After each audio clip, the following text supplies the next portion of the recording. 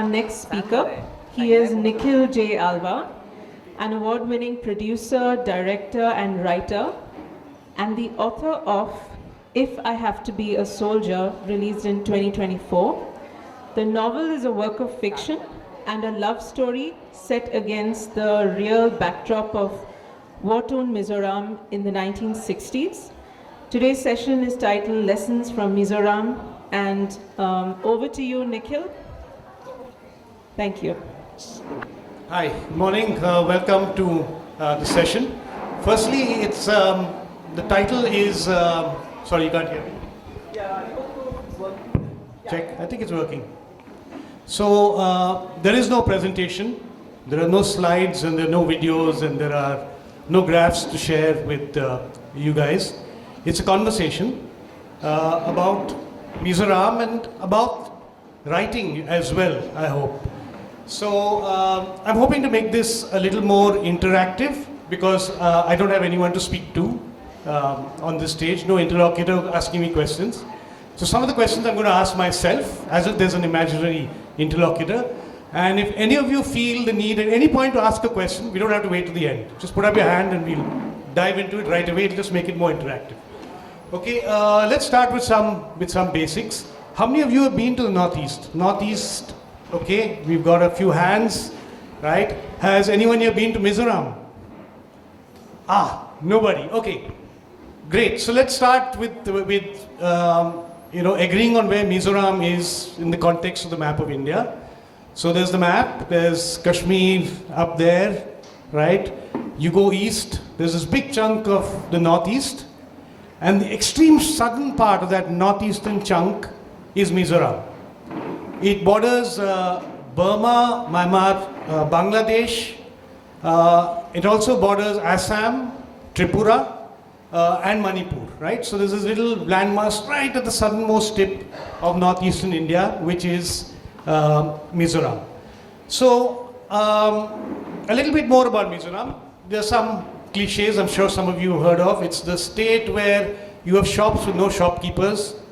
You walk in, you pick up whatever you want, you put your money in a box and you leave. It works on trust. It's a state where no one honks, right? Even when you're stuck in a traffic jam, no one honks. It's only people from out of town honking. There's a traffic jam, people queue up in an orderly manner. Even the scooters behave like cars and get in line right behind the cars that are jammed. So it's a very peaceful, wonderful place. It's also incredible in terms of from a development perspective. It has one of the fastest growing GDPs in India. It's the second most literate state after Kerala. The second highest ratio of women in the workforce after Chhattisgarh. And one of the highest from a health index, Niti Aayog's health index, one of India's top performing states in terms of healthcare. In fact, 5% of their GDP goes towards healthcare, in Mizoram. So it's pretty incredible. But it wasn't always like that. Mizoram has been, the home to one of the worst, most brutal insurgencies in India. 20 years, beginning in 1966 all the way to 86. Thousands of people were killed, army soldiers, civilians, insurgents. 80% of the population was relocated at gunpoint. Their villages burnt down and they were moved to so-called progressive villages. We'll talk more about that later. But it was a really difficult time and a difficult place from which it has emerged literally like a miracle over the last 20 or 30 years to become, an oasis of peace in the Northeast, which is pretty incredible. But all that is fine. The question is, why did I write about Mizoram and what the hell have I written, right? And who am I to write about Mizoram? So let's address some of these questions. We'll start by assuming none of you have really read this novel. It's available in the bookstore, by the way. You can pick it up if you want to. But let me quickly summarize it by just reading the blurb so that you know what the novel is about. So it's a work of historical fiction, which means the characters are fictional, but the events are all real. The large events around which those characters operate are real events. So the blurb says, it is 1966 and Mizoram is burning. The Mizo National Front has launched an armed rebellion in its quest for an independent nation and Delhi is pushing back with all its might. As a brutal war rages, Indian Army Captain Samuel Rego, the son of a Baptist preacher, finds himself returning to the land he ran away from to interrogate one of the most feared MNF commanders in custody. Except the Mara tribesman everyone knows as Chi is Sena, Samuel's childhood friend. When confronted with a grave moral dilemma, the choice Captain Samuel makes causes him and Chi to become fugitives. While being hunted across the rugged Mizo hills, the two men must face events from their bitter past that scarred their friendship, even as they struggle to stay alive and redeem themselves. Drawing on the dark truths of one of India's most secretive wars, If I Have to Be a Soldier is a gripping story of identity, survival, betrayal, and above all, love. So that's what the novel is about. How did I end up writing about Mizoram? So, step back. I am from Mangalore, a few hundred kilometers south of here. Konkani is my mother tongue. I've grown up in Delhi, went to school and college in Delhi, and then built a media career with my brother. We launched a content business that actually became quite large. We've done hundreds of hours of original documentary programming for the big networks, Discovery, Nat Geo, lots of other channels. Won many, many awards, including a Green Oscar in 1996. But that has very little to do with this novel and Mizoram. When we were growing up in Delhi in the 70s, my mother happened to be a politician, and she was very young. She was 35 and she had 3 children already. And they put her in charge of the states in the Northeast, right? And like most mothers who have a career and are juggling parenting, she was filled with a lot of guilt about the amount of time she had to spend out of the house traveling. So she would take each of us in turns on her tours of the Northeast, right? So every 2 months she would be there for about 10 days or 2 weeks, and one of us would accompany her. So from the time I've been like 5 years old, I've traveled extensively in the Northeast thanks to her. And the Northeast in the 70s was not the Northeast of today, right? It was a pretty scary place. At the height of the insurgency in the 70s in Mizoram, in Nagaland, a lot of the other areas. Delhi, surprisingly, was relatively quiet. You never found policemen with guns in Delhi in the 70s. They had these luts, right? It was a very quiet place. Terrorism hadn't really shown up in Delhi. But when you landed and you arrived in the Northeast, right at the first point, you would be in an armed convoy. There would be, guys from the military with machine guns. There would be an escort car at the back with a mounted machine gun, not an AK-47, but a full-scale World War II machine gun. You know, the pilot car would have the same. You couldn't step out after sundown. And everywhere you went, there was anxiety and there was fear, right? And for a young boy, 5 or 6 or 7 or 8 or 9, for those 5 years, traveling, that was quite a powerful experience. But it also gave us an opportunity to meet people all across the Northeast. And one thing that strikes me is every time you go, they'd welcome you and they'd say, look, here's so-and-so, and they've come all the way from India, right? So please welcome them. So which was quite powerful, but it also gave you a sense of the feeling of alienation that people had in large areas of the Northeast. And perhaps not without reason, and we'll dwell on some of those issues as we move forward. Through that process and that time, as a boy, we also got to meet people who are in the underground, right? Insurgents fighting the Indian state. They would come for secretive meetings. You'd listen, really excited as a young kid to some of these conversations that were going on. And I remember one really funny story. In the 70s, it was Christmas morning, we had come back from midnight mass very late, sleeping late, and the maid came running and banging on my mom's door to say, look, someone's come. So she said, who? She said, the foreign minister has come to wish you, he's brought a cake. So mom said, the foreign minister? So anyway, she got ready and whatever, and she went out and we followed her out. And it was the foreign minister, but of the Mizoram government in the underground, from Myanmar, who happened to be in Delhi, who came to wish her on Christmas early in the morning. So you'd meet these people and you'd listen to their stories, right? And an underlying thread, they were joyful, they were full of life, But there was also great sorrow and sadness in the interactions, in the stories they had to tell, the injustice they felt they had been subjected to, and the violence and how it had impacted all their lives. So these were all things that, as a child, you absorbed, and you started feeling strongly about. But the years went by. I did nothing with any of this stuff. There was a media career. There was a lot of other things going on in my life. But as you get older, suddenly you start thinking of the things that, your checklist, right? As mortality, you start thinking about your own mortality and the things that you wanted to do but haven't done as yet. And one of the things in my checklist was writing about the Northeast, right? It was an idea that had been brewing in my mind, built around the Mizo insurgency. And I wanted to bring it to life, and I was, already in my 50s. This was like a few years ago. I won't tell you how old I am, but definitely older than 50. So in 2017, I started writing a movie screenplay based on the idea that I had about the insurgency, because I am a visual person. I actually think visually. It's 25, 30 years of making films, making documentaries.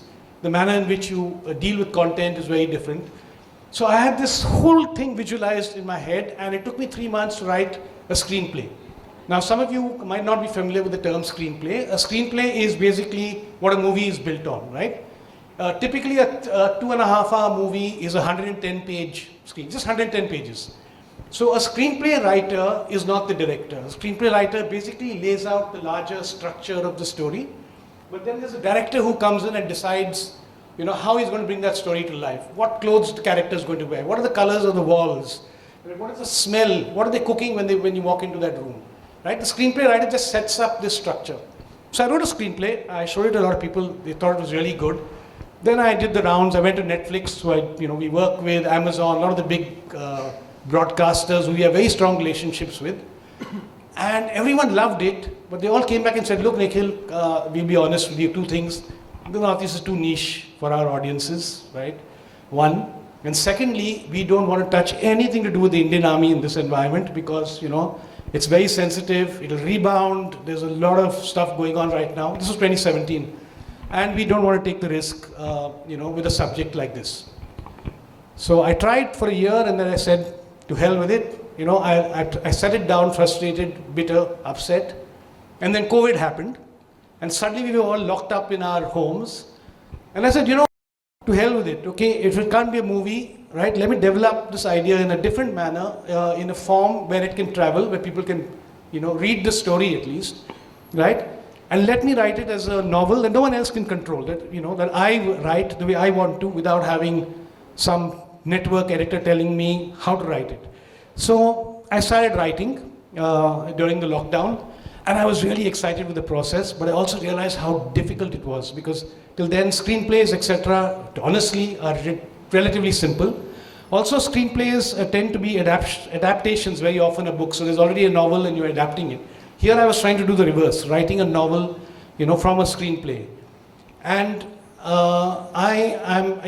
it opened my eyes to how difficult the art of writing a novel is, because suddenly now you're the director, you're thinking about the characters, you have to decide what clothes they're wearing, you have to worry about their motivation, what's going on in their lives, so many different things. It's so complex. But I wrote and I wrote and I wrote and I got to about 50,000 words. And then I was so excited and I sat down and I reread everything I had written and I felt it was rubbish, right? It was totally fake. It didn't seem authentic. It didn't seem like my voice. I was pretending to be a writer, trying to be, by the influences that you have as you read, when you're growing up. And it didn't sound like me at all. And I've been listening the last couple of days to this whole idea of finding your voice, right? And I knew for sure that wasn't my voice. So I took the whole 50,000 words and 6 months of writing through the dustbin. And I started writing all over again from scratch in what I felt was more authentic. I worked on the first chapter. I rewrote it maybe 50, 60 times. Right, the first 5 pages of the novel. It started off being 50 pages, today it's just 4 or 5 pages. But I found my voice in that process, and then it was very quick. Then it took 4 to 5 months for me to actually finish, the novel the way I wanted to write it, and I was genuinely happy the way it came out. But that's not why we're here today. The subject says, lessons from Mizoram. So let's take a step back, and let's talk about the Mizoram insurgency, right, which is the backdrop of this novel, and how it came to be. It's actually really bizarre when you think about it. In Mizoram, there are these Mizo hills, and they're covered in bamboo, right? 80% of the hills have these bamboo plantations. There is a particular species of bamboo that flowers once every 48 years. And in 1959, this species of bamboo flowered. Now what happens when it flowers is, the flowers have these rich protein seeds, right? They're very beautiful yellow flowers, rich protein seeds, which are high in, are high in protein. What happens is that the rats from the jungle start coming out in search of these seeds. Now the rats, right? Rats are actually very fertile, and a female rat can literally start producing, fresh litters every month. So the rat population is kept in check because the male cannibalizes the young.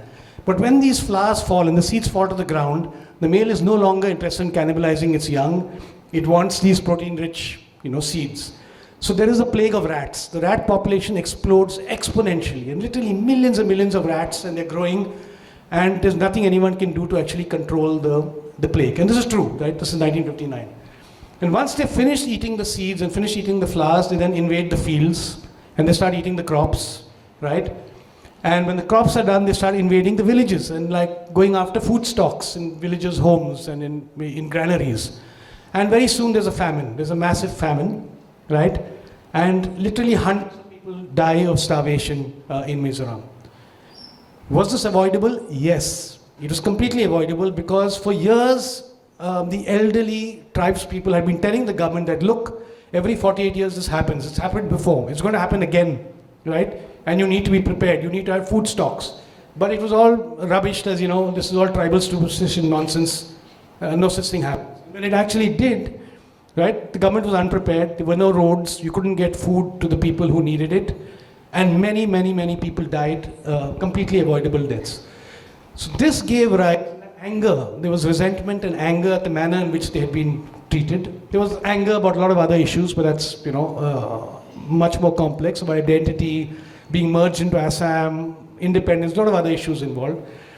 But this fundamentally is what triggered a surge and a wave of anger against the Indian state and gave rise eventually to the MNF. First was the Mizo Famine Front, then became the Mizo National Front, and Lal Denga, who was this fantastic orator, etc., channeled the anger of the people over what had happened into a demand for independence, saying we want an independent nation. We are Mizo people, we're not a tribe. We are a conglomeration of many tribes, we are a people, and we want an independent nation. You have to go back to the 60s. In those days, there was no Bangladesh, that was East Pakistan, right? So this resentment and this anger also, I'm sorry, there's someone's phone here, it's not mine, but...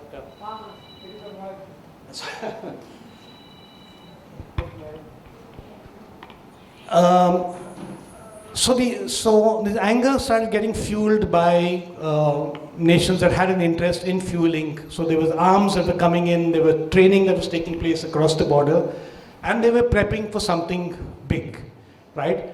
And that something big was March 2nd, 1966, when Operation Jericho was launched by the MNF, which was fundamentally a civil war, call for civil war, right?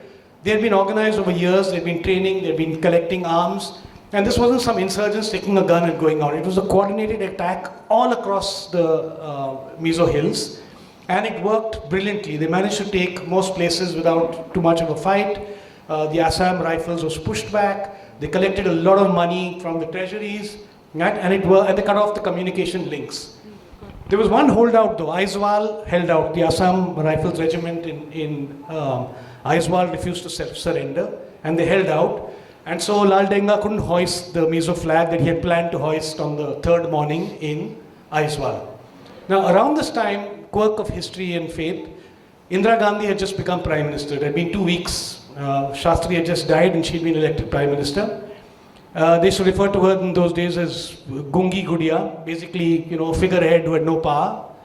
And she found the Mizo insurgency was a fantastic opportunity to show the world that she was a woman of steel, right? So she calls in Sam Manekshaw, who was the GOC East at that time, and she tells him she wants the insurgency crushed. No negotiation, no discussion, crush it.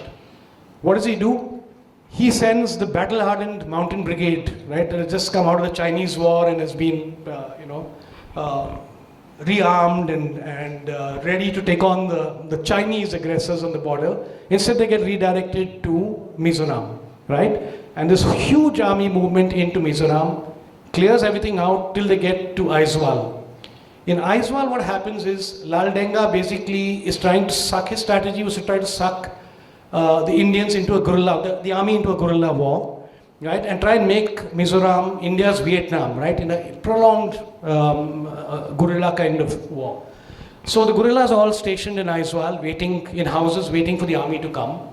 But what happens next is quite bizarre, because instead of getting sucked into that war, what the generals, what the military high command decides is to bomb Aizawl. So the Indian Air Force goes in and it bombs Aizawl, right? It completely razes it to the ground. The insurgents are scattered. The strange thing is, till today there is no official record of this operation. The Indian government even today refuses to accept it happened. There's evidence, obviously, of people who were there, who lost their homes, etc. I mean, it's a fact, but it's not recognized officially. And as a result of which, the guerrillas scatter. They go off into Burma, into Myanmar, and the Indian army marches in, and victory is declared. And look, we have won.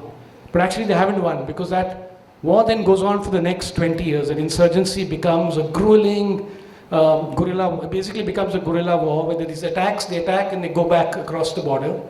And this continues for 20 years. And the Indian army retaliates by basically moving all the villages, right? 80% of villages in the Mizo Hills were actually moved into these camps along the highway, where they could be monitored and controlled, and the villages are burnt to the ground. It's exactly the same strategy that the British used in Malaysia to deal with, insurgencies over there. And to be fair, Sam Manekshaw, fantastic guy, but he was a British colonial officer at one point in time, and he followed the same strategies in Mizoram that he'd been trained to do. So this happens, and there is tremendous pain, and there is tremendous suffering, and it doesn't end. It goes on for 20 long years, till finally in 1986, Rajiv Gandhi signs the peace accord with Lal Denga, and peace is restored. Ironically, Lal Denga was supposed to sign the accord with Indira Gandhi. And the day she was assassinated, October 31st, she was walking from her home to her office where Lal Denga was waiting, right? And she got assassinated on that walk. So the whole peace accord that should have happened in 84, got pushed away and then happened 2 years later. So that's the backdrop, basically, of the insurgency. I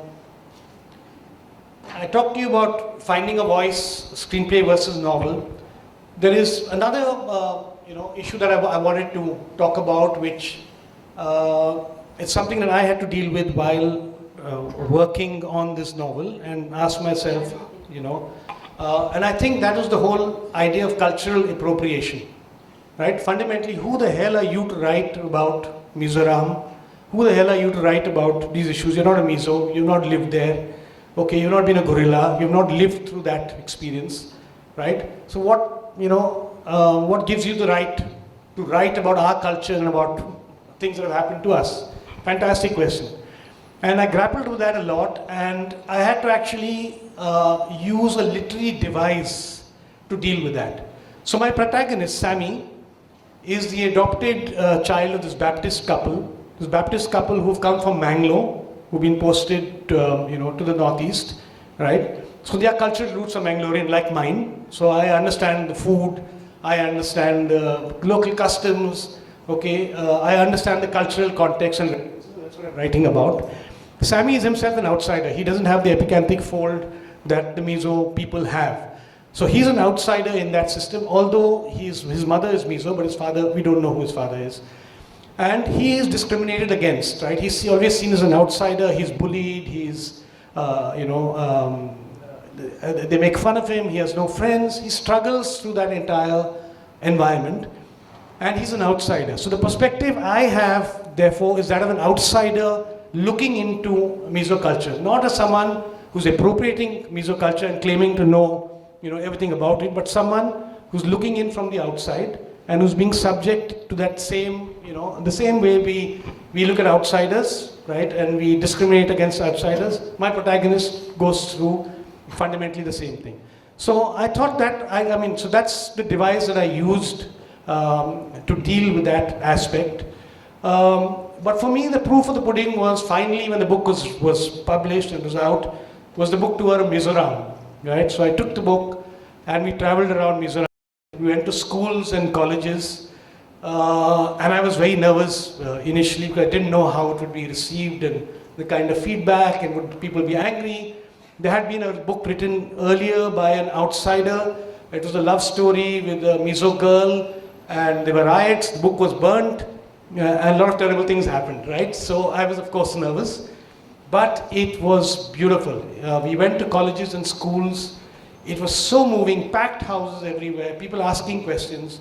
And then I realized that fundamentally there is societal amnesia in Mizoram, and people don't really want to talk about what they call the dark days, right? And the reason for that is Mizo society was also divided in that time. There were people who didn't support the insurgents, who lost their loved ones to the insurgents. And there were people on the other side who were insurgents who lost their loved ones to military action and to other things that happened. And the brunt of the suffering was actually, as in every insurgency everywhere in the world, was borne by women, right, who suffered tremendously in this period. Many of them also became guru. That's a different story. So there was a lot of trauma, a lot of societal trauma, and it takes decades and decades for that trauma to dissipate, for people to be able to talk about those times dispassionately, right? And in Mizoram, that's only now starting to happen. And you're starting to see literature and stories increasingly about those days and the experiences, what they went through. And that has been, I think, for the people of Mizoram, I think that is catharsis. That is a way of actually expressing, the feelings and the anger that things that they've been subjected to. I'll end this part and we'll open it out to questions with, during these interactions, there was a young boy who got up. I remember he was 14 years old or 15 years old. He got up and said, "Mr. Alva, all this is fine, but can you tell me how I can love India?" So I was flummoxed, what do you mean, how can I love? But it was, I understood where he was coming from. It was such a genuine question, right? Given all that has happened, given that, even now people look at us, refer to us, despairingly as chinkies, for example, right? The derogatory term. Okay, given the discrimination that we face, how do I love my country? How do I love India? So my only answer to that was, look, no one can put a gun to your head and tell you to love your country. You've got to find things in that country that you actually admire, that you respect, that you care enough about to want to know more, to be more immersed, to be more involved. And my advice to you is to look for those things. You could find it in football, you could find it in music, you could find it in movies. I don't know where you find it, right? But instead of looking for things that divide us, look for things that unite us, because you're more likely then to find, through that process, find love, right? So yeah, so that's my Mizoram experience. I don't know how much time we have. We have some time. Okay, so we'll open it out to questions. Any questions that anyone has, we'll be happy to take them.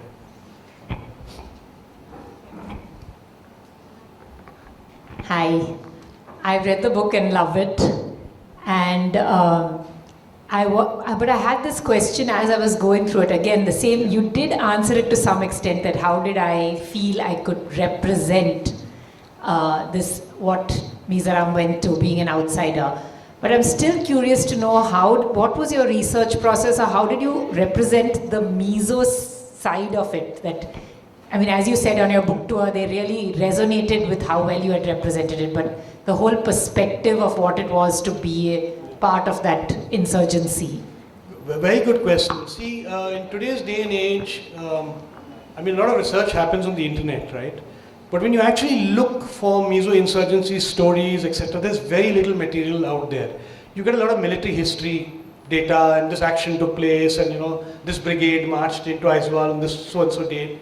You get some anecdotal bits like the bombing of Aizawl that some people have written about, etc. But there's very little actual research and I'm not quite sure what the reason is.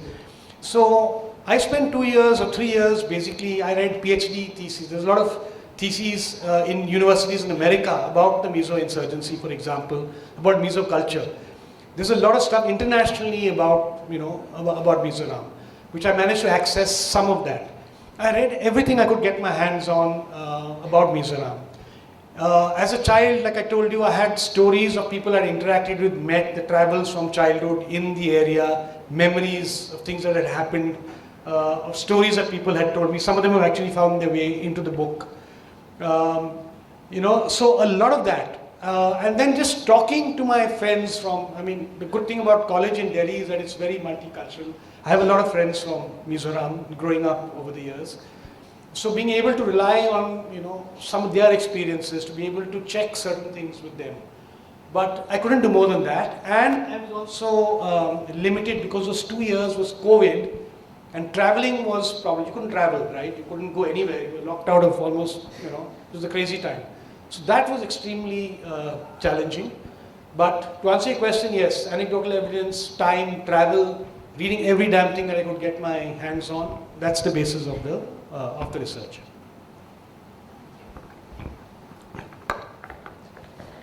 Any more questions? Yes.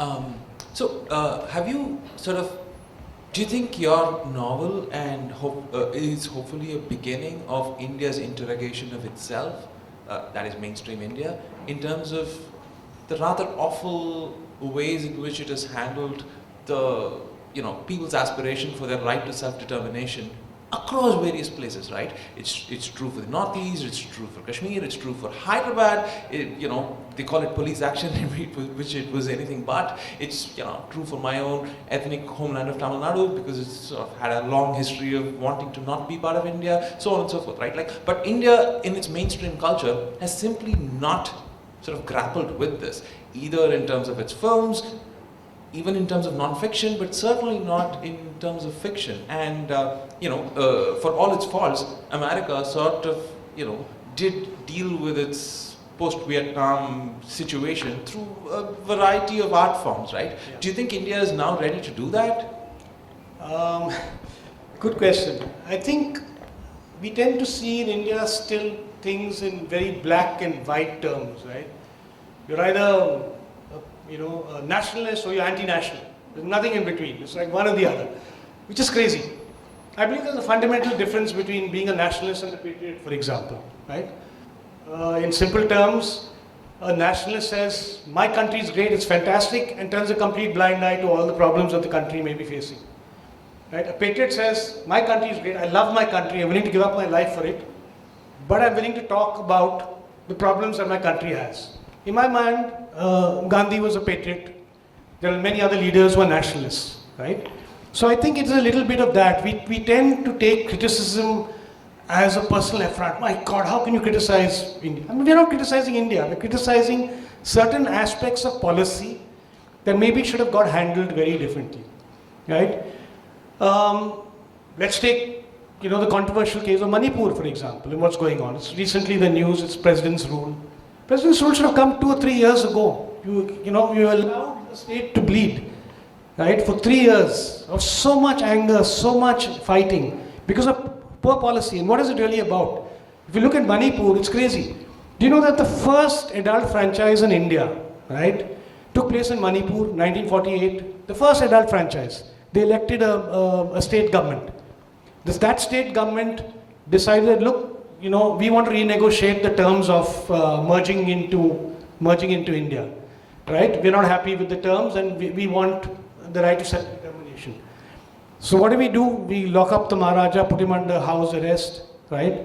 And then he signs, he signs off on some treaty, right? And Manipur then becomes a part of the Indian Union, right?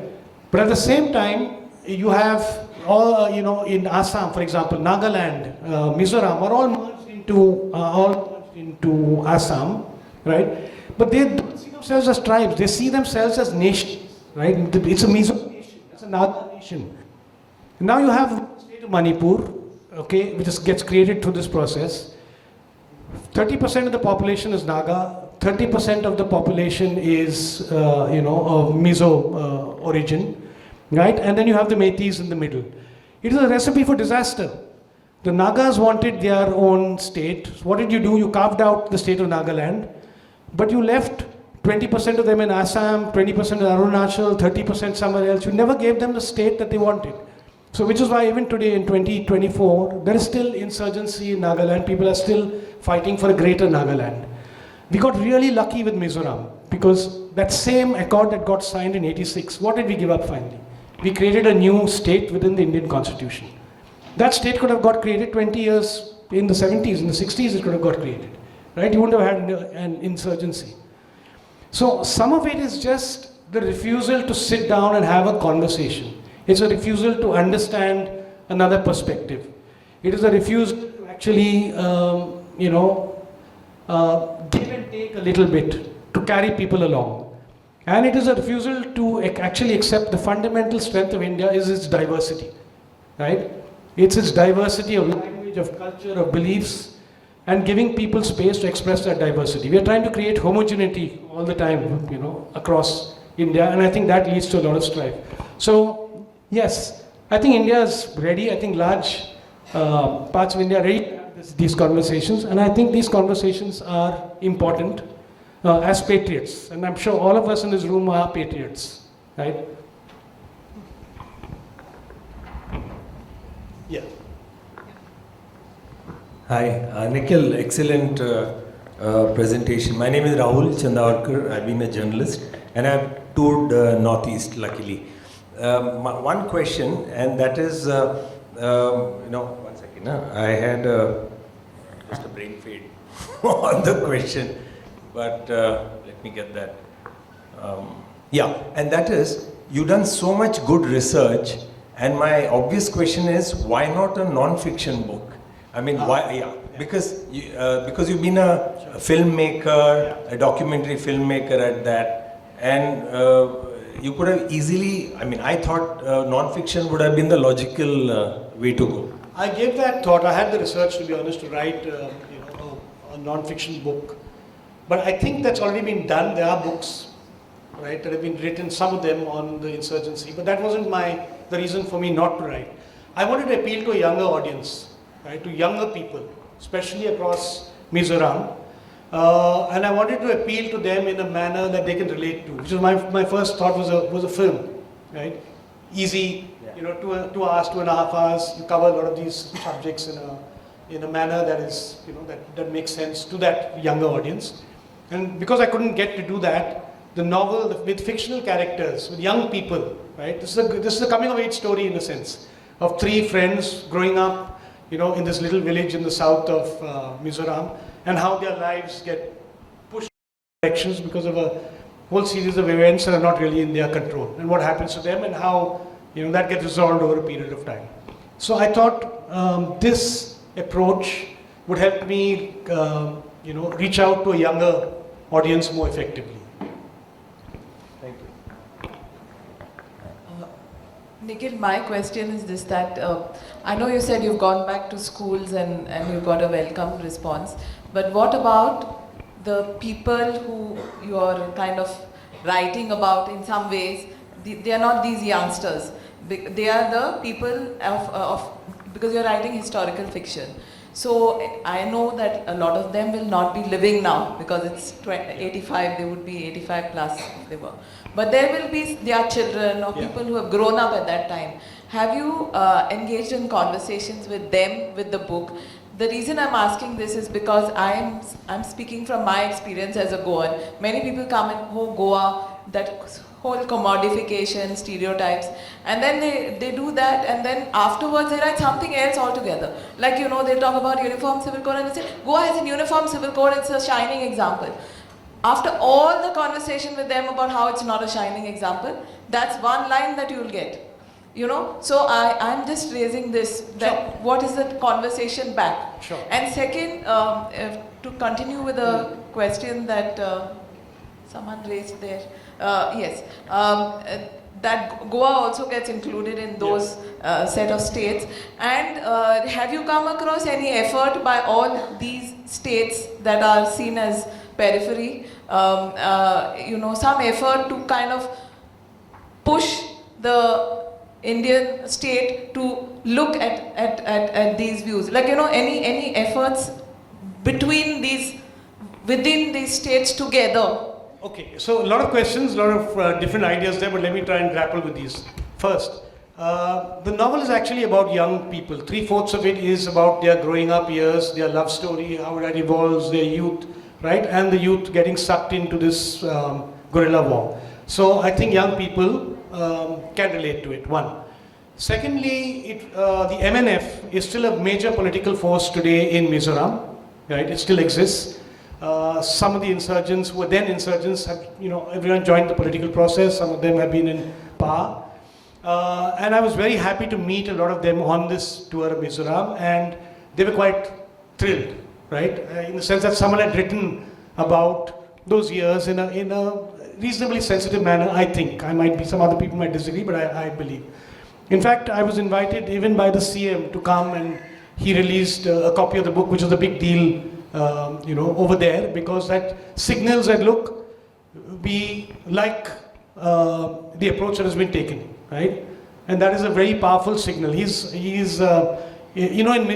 Mizoram, they have a party like the AAP, it's called the Zoram People's Movement, and they swept the elections. It was a brand new party created by an ex-IPS officer, and they defeated the Congress, the MNF, everyone, and won a 2/3 majority, right? So novel got political acceptance. There were people happy to be seen with me. They invited me to their homes. They invited me to speak at different places, which was basically Mizo audiences.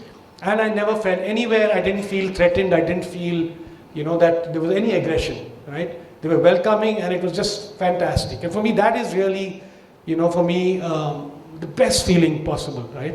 Is acceptance in Mizoram. Your second question, I think, was about the peripheral states, right? See, I think what is starting to happen increasingly, more than any movement or political movement, is economics, right? The literacy levels in the northeast, especially Mizoram, Meghalaya, these states, Nagaland, is quite high. And wherever you travel in India now, you will find people from the northeast in jobs, especially jobs that require, people-to-people service, people-facing, right?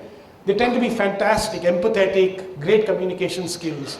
So as a result of which, there are people traveling now all over, right? And that feeling of alienation is slowly dissipating. And to some extent, I think with the younger generation isn't there. They share the same media, they're watching the same Bollywood films, the same English music, right? So there is some element of cultural integration now with India, and traveling is relatively easier compared to earlier. So I think a lot of that alienation is definitely dissipating. In terms of the current government, I think has invested a lot in the northeast to build infrastructure and other links. I don't know how that has really impacted society. I'm sure for the good, and I'm sure that's positive. And yeah, I think there's a fantastic world of opportunity in the northeast, and I hope over the next decades, right, that actually blossoms into a complete, just like Mizoram has, into an oasis of peace and prosperity. Thank you, Nikhil. I think that's about the time that we have. So, very quickly. I just wanted to say that listening to your talking about how the book is being received, it's like by writing historical fiction, you got to a wider audience, and it's kind of like a healing to have the voice of what their trauma they've gone through. So this is really, I think, what the intergenerational trauma and healing is all about. So thank you for writing this. Thank you, I appreciate that. Thank you. Thank you. That's a very beautiful sentiment you shared. Nikhil, I want to thank you for a very energizing and informative session. I'm really thrilled you decided to go the fictional route. I'm part of a book club, and I'm going to recommend this book. And to be honest, I myself don't know so much about Mizoram. So really excited to read the book and be part of this conversation. Thank you everyone for being a wonderful audience.